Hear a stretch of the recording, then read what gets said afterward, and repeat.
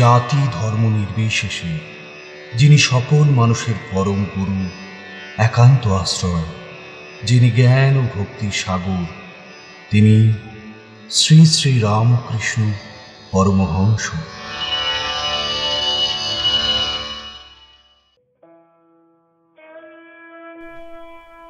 ঠাকুর শ্রীরামকৃষ্ণ মনে করতেন ঈশ্বর একই, শুধু তার নাম ভিন্ন ভিন্ন।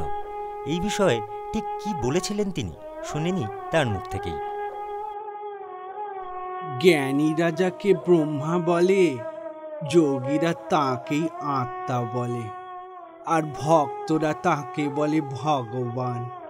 উপমা দিলেই বুঝতে পারবে।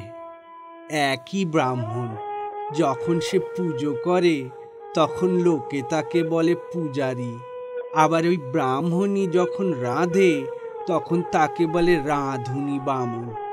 যে জ্ঞানী জ্ঞান যোগ ধরে আছে সে নেতিবাচক বিচার করে। ব্রহ্ম এ নয়, ও নয়, জীব নয়, জগৎ নয়, বিচার করতে করতে যখন মনস্থির হয়, মনের লয় হয়, সমাধি হয়, তখন ব্রহ্মজ্ঞান। ব্রহ্মজ্ঞানের ঠিক ধারণা ব্রহ্ম সত্য, জগৎ মিথ্যা, নাম রূপ এইসব স্বপ্নবৎ। ব্রহ্ম যে কি তা মুখে বলার জো নেই, তিনি যে ব্যক্তি তা বলার জো নেই। জ্ঞানীরা অমনি বলে, যেমন বেদান্তবাদীরা। ভক্তরা জাগ্রত অবস্থাতেও সত্যিই বলে, জগৎকে স্বপ্নবৎ বলে না। ভক্তরা বলে এই জগৎ ঈশ্বরের ঐশ্বর্য, আকাশ, নক্ষত্র, চন্দ্র, সূর্য, পর্বত, সমুদ্র, জীবজন্তু এসবই ঈশ্বর সৃষ্টি করেছেন, তাঁরই ঐশ্বর্য। তিনি অন্তরে অর্থাৎ হৃদয় মাঝে, আবার বাইরেও। ভক্তের সবসময় স্বাদ হয় যে সে চিনি খাবে, কিন্তু চিনি হতে সে একেবারে রাজি নয়, অর্থাৎ সে চিনি হতে ভালোবাসে না। ভক্তর ভাব কিরূপ জানো?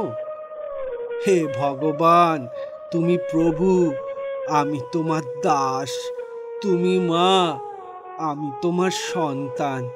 আবার তুমি আমার পিতা বা মাতা। তুমি পূর্ণ, আমি তোমার অংশ মাত্র। ভক্তর এমন কথা বলতে ইচ্ছে করে না যে সে ব্রাহ্ম।